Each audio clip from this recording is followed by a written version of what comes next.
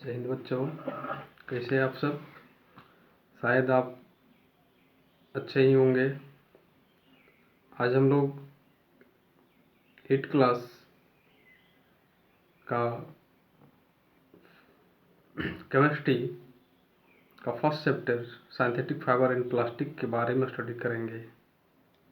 इसमें synthetic fibre, plastic that means संश्लेषित रेशा और प्लास्टिक संश्लेषित रेशा क्या होता है, प्लास्टिक क्या होता है, संश्लेषित रेशे एवं प्लास्टिक का निर्माण किस प्रकार से होता है, इसका किस प्रकार से उपयोग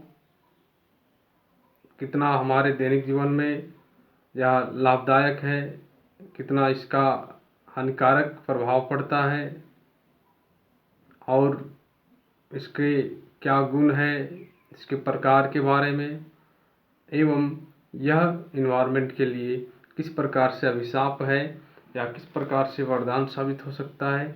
ऐसे भिन्न चीज़ों के बारे में हम लोग जानकारी अर्जित कर पाएंगे।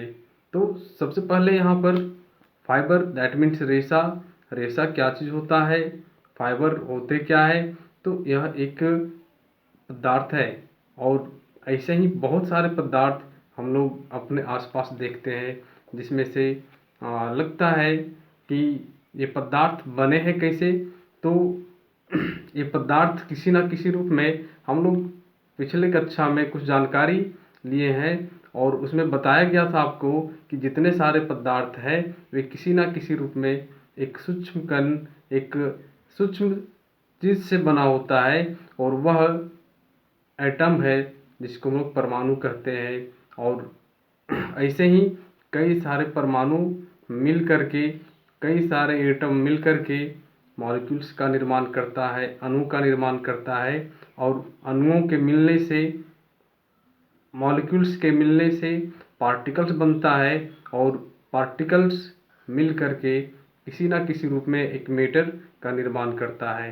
तो इस तरह से फाइबर भी एक पदार्थ है और इसके भी कुछ सूक्ष्म कण हो सकते हैं। हम लोग ऐसे ही कुछ पदार्थ जैसे क्लॉथ,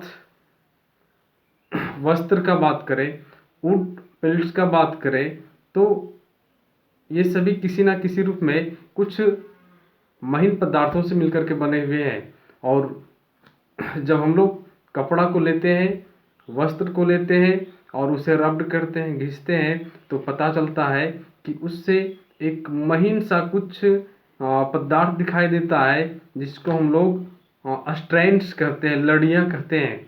और ऐसे बहुत सारे लड़ियाँ जो एक दूसरे से कनेक्ट होते हैं, कनेक्ट हो करके थ्रेड्स, धागा का निर्माण किया और ये धागा मिल करके और रेशा का निर्माण किया, वस्त्र का निर्माण किया और पुनः हम लोग वस्त्र की ओर जा पाते हैं। तो इस तरह से क्लियर होता है कि किसी भी पदार्थ का महीन लड़ियाँ ही उस पदार्थ का रेशा होता है। That means thin strands of any substance is known as fibre.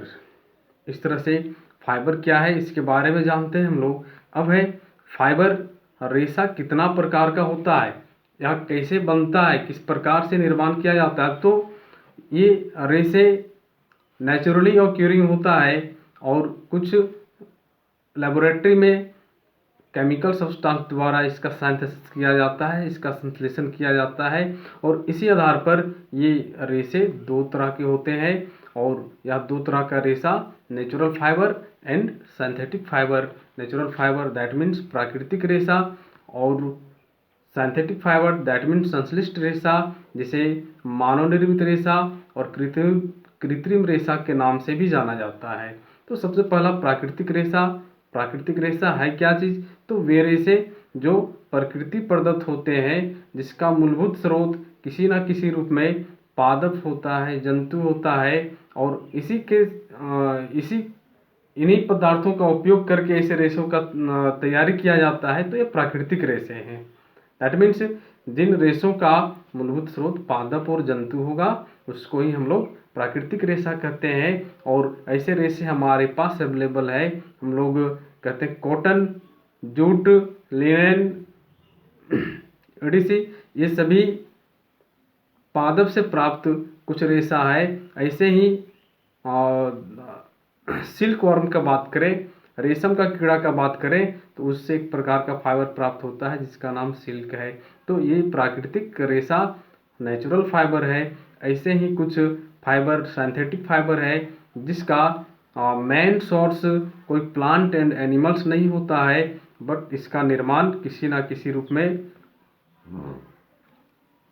Chemical substance के उपयोग के द्वारा लेबोरेटरी में कोई मानव बनाता है। और इस तरह से हम लोग कहते हैं कि मानव निर्मित रेशा है या फिर संश्लेषित रेशा है या कृत्रिम रेशा है, यानी वे रेशे जिसका मूलभूत स्रोत पादप एवं जंतु नहीं होते हैं। ऐसे रेशों का निर्माण कुछ रासायनिक पदार्थों का उपयोग करके प्रयोगशाला में इसको तैयार किया जाता है, इसका संश्लेषण किया जाता है। ऐसे रेशे संश्लेषित रेशे कहलाते हैं, सिंथेटिक फाइबर कहलाते हैं। That means the fibre whose obtained in laboratory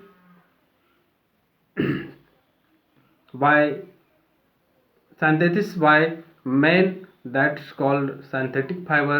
Other way, the fiber whose main source are not plant and animals, that's also known as synthetic fiber. Hence इस प्रकार से हम लोग कह सकते हैं natural fibre, the fibre whose main source is plant and animals, that's fibre is known as natural fibre. तो इस प्रकार से हम लोग नेचुरल फाइबर और सिंथेटिक फाइबर के बारे में जान पाते हैं, इसका डिफिनेशन मिल पाता है। अब यहाँ पर हम लोग आगे फिर से पढ़ेंगे। यहाँ एक क्वेश्चन क्रिएट हो रहा है, सिंथेटिक फाइबर, नेचुरल फाइबर एक फाइबर है